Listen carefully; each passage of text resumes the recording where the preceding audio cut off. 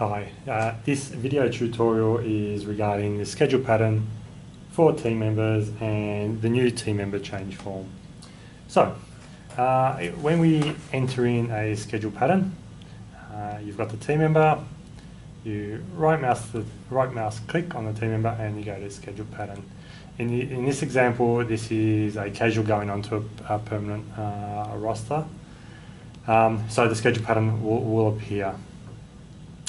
So the anchor date must always be on a week 1. So we'll change that to a week 1, which the next one is then.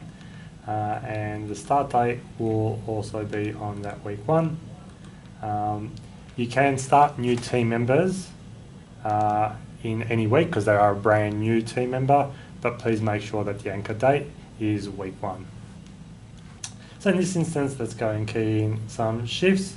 So you can just highlight into the cell and key in the person's shift. There are a number of ways that you can actually enter in shifts. The other one is also to right mouse click and add shift. Also, depending on the rotation, you can actually just click the plus sign and it will give you the 2, 3 or 4 week rotation. So in this instance, let's go for it's just a 1 week contract. And as another example, I'll show add shift. And we'll go, person's doing 8 o'clock till 9 o'clock in the morning, and that part you're actually off charging to another department because it is prior to the store opening. So you just find the area that you would like to off charge to.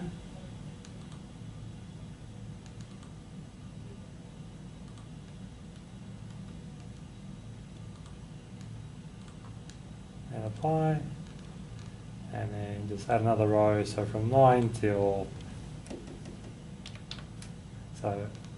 1 they're actually on the floor, so we'll apply.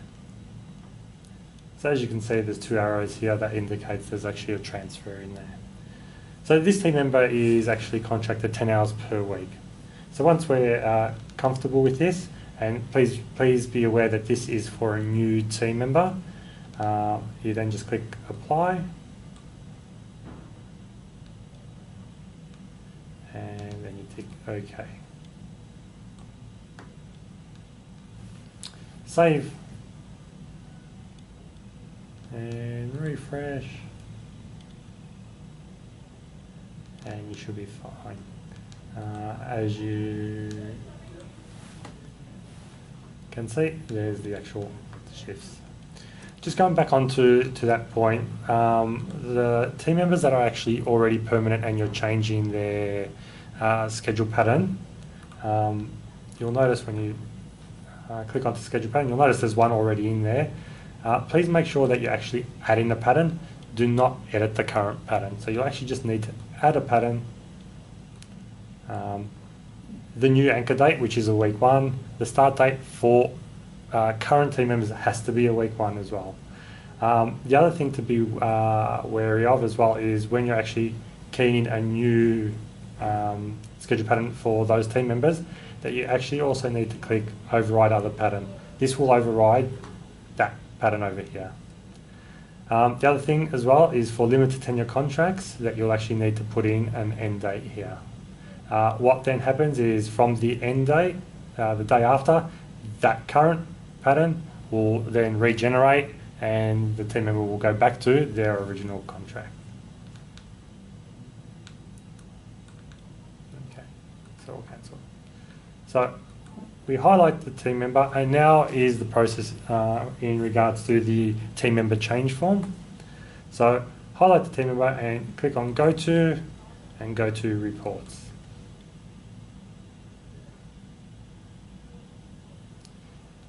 In reports, you should have other reports, and it is the My Team Member Change. So click onto that.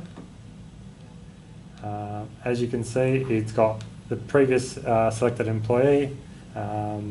So the time period, that actually needs to be the effective date, which in this case is the 7th of January. The effective date is obviously the effective date. In this instance, you've got to actually key in the date and then press this arrow and it brings the date across. For limited tenure contracts, you need to put the end date here, click the arrow and the date will come through here.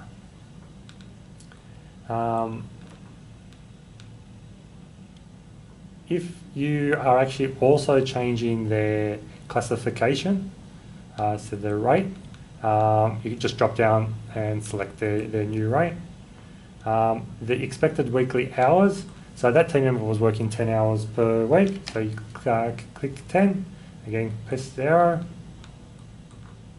Format needs to be Excel, and then you run the report. Click on refresh. Might just take a minute.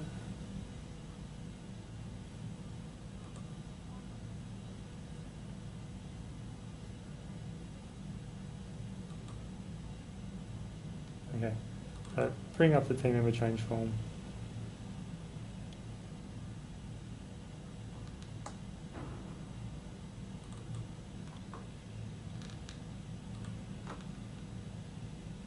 Okay, so here is the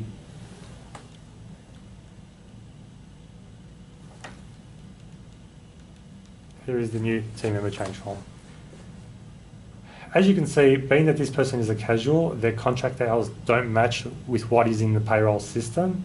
So what you do need to check is to make sure that the expected contracted hours are correct to what you want them to be.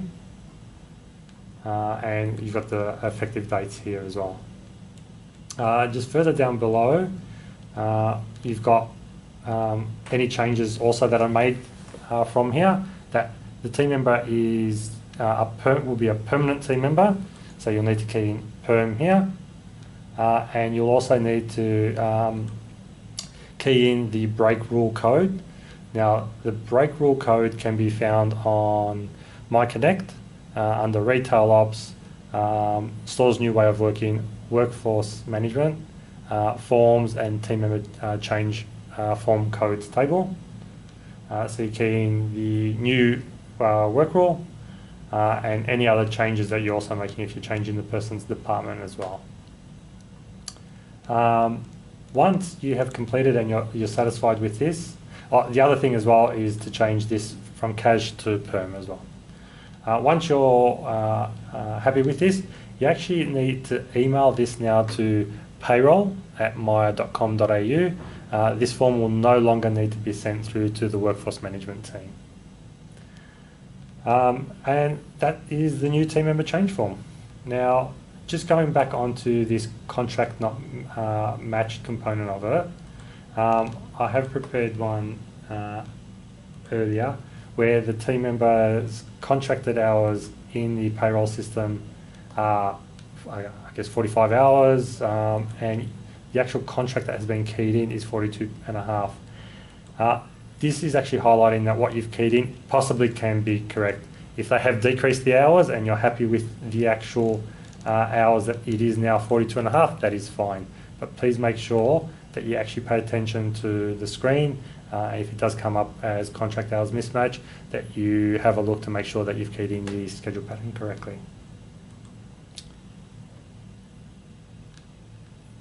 Thank you very much.